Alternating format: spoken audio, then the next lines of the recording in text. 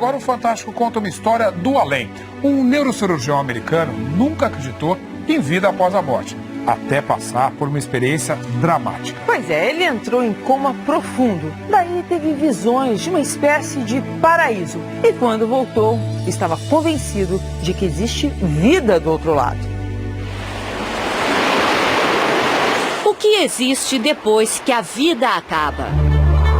Para o neurocirurgião Alexander Eben, a morte sempre significou o fim de tudo. Ele entende do assunto. Foi professor da Escola de Medicina de Harvard, nos Estados Unidos, e há mais de 25 anos estuda o cérebro. Sempre tinha uma explicação científica para os relatos dos pacientes que voltavam do coma com histórias de jornadas fora do corpo para lugares desconhecidos. Até que ele próprio vivenciou uma delas. E agora afirma: existe vida após a morte. 10 de novembro de 2008, o Dr. Alexander é levado às pressas para o hospital com fortes dores de cabeça. Ao chegar lá, é imediatamente internado na UTI. Em poucas horas, já estava em coma profundo. Ele havia contraído uma forma rara de meningite. Quando o Dr. Alexander entrou no hospital, os médicos disseram à família que a possibilidade dele sobreviver seria muito baixa. Ele ficou em coma profundo por 7 dias. E foi durante esse período que o Dr. Alexander afirma ter tido a experiência mais fantástica que um ser humano pode ter.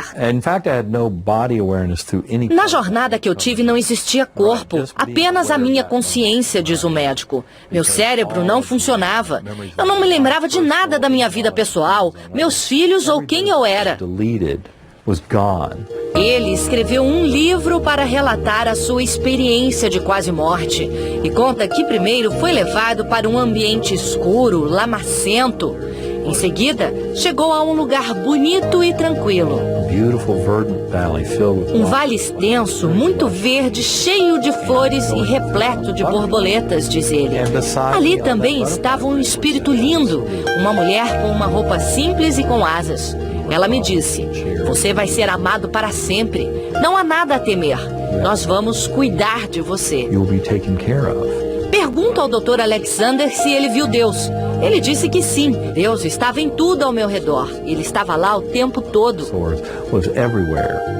Esse pesquisador da Universidade Federal de Juiz de Fora participa do maior estudo mundial já feito sobre as experiências de quase morte. Os estudos mostram que apenas 10%, uma em cada 10 pessoas que tiveram uma ressuscitação bem-sucedida, relatam experiência de quase morte. Os pacientes que vivenciaram uma experiência de quase morte tendem a ter, ao longo do tempo, por exemplo, aumento da satisfação com a vida, tendem a ter diminuição do medo da morte, maior apreciação da espiritualidade, maior apreciação da natureza. A morte é uma transição, não é o fim de tudo, resume o Dr. Alexander. Minha jornada serviu para me mostrar que a consciência nossa existe além do corpo. E ela é muito mais rica fora dele. Isso pode significar que a nossa alma, nosso espírito, seria eterno. No Brasil existem pacientes como o Dr. Alexander. Outro caso aconteceu com a mãe de Vera Tabak, que passou 3 meses em coma. Ela voltou contando uma história incrível. Que ela confessou que tinha estado nesse período de coma, ela se viu como se fosse um quarto de hospital, sempre numa cama, com várias pessoas em volta, de branco, e ela disse que ela tinha feito um acordo, que eles tinham dado mais 20 anos para ela, que ela ia conseguir criar os filhos e depois ela ia embora. E a gente achou aquilo uma história, né? Mas realmente aconteceu. Foi 17 de outubro de 74, quando ela foi para a UTI. E voltou depois de um tempo. Quando passou 20 anos, em 94, em abril ela começou a se sentir mal. 5 horas da manhã, 18 de outubro de 94, ela morreu. Porque ela sempre dizia que na vida só não tinha jeito para a morte, né? E depois que ela voltou, ela disse que até para a morte tinha jeito. O Dr. Alexander diz que por 2 anos tentou achar uma explicação científica para o que aconteceu com ele e com outros pacientes. Queria saber se tudo podia ser uma ilusão produzida de alguma maneira pelo cérebro. E cheguei à conclusão de que não há como explicar. Não foi alucinação, não foi sonho. Mas nem todos concordam. O professor de neurociências da Universidade de Colômbia, Jim Mobbs, diz que é difícil acreditar num desligamento completo do cérebro e que mesmo no caso do Dr. Alexander, outras áreas do cérebro podem ter permanecido ativas, provocando as sensações que ele descreve.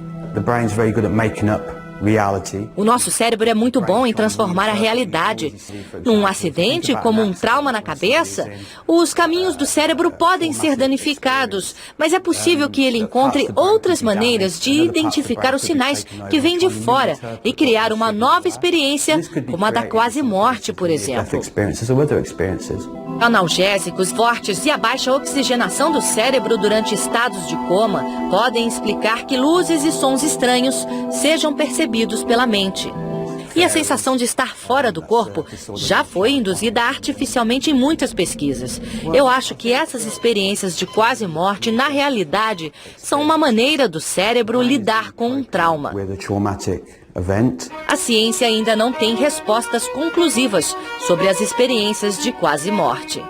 A grande discussão que existe hoje é: a mente é um produto do cérebro? O cérebro produz a mente? Ou a mente é algo além do cérebro, mas que se relaciona com o cérebro? Independentemente do que tenha acontecido, diz a esposa do Dr. Alexander, para ela, que ficou ao lado do leito do hospital esperando o marido voltar, o final foi feliz. Quando chegamos em casa e sentamos no sofá, não consegui acreditar que ele estava lá, sentado junto comigo de novo. We were there sitting on the sofa together.